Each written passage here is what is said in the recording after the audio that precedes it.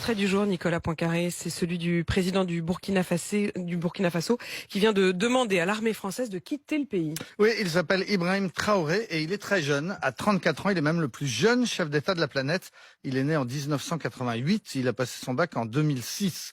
Capitaine dans l'armée, il est arrivé au pouvoir en septembre dernier à la tête d'un groupe d'officiers. Il a renversé le lieutenant-colonel Dabimba, lui-même arrivé au pouvoir quelques mois avant, à la suite, lui aussi, d'un coup d'État. Ibrahim Traoré reprochait à son prédécesseur de ne pas assurer la sécurité du pays, l'élément déclencheur ayant été quelques jours avant le putsch, l'attaque d'un convoi militaire par des djihadistes qui a fait plus de 100 morts, dont 11 parmi les soldats. Ce jeune capitaine a donc donné un mois à l'armée française pour quitter le pays. Oui, la France est présente militairement dans ce pays enclavé au centre de l'Afrique depuis 2009. 400 hommes des forces spéciales occupent une base militaire dans la banlieue de Ouagadougou. Ces soldats d'élite, qui sont souvent des commandos de marine, étaient prépositionnés au Burkina Faso pour intervenir en appui des forces françaises déployées au Mali. Mais un malentendu s'est progressivement installé. L'opinion au Burkina ne comprenait pas que ces soldats n'interviennent pas plus contre les djihadistes islamistes de Daesh ou d'Al-Qaïda qui sèment la terreur au nord du pays. Et la Russie a bien soufflé sur les braises, sa propagande laissant entendre que les Français étaient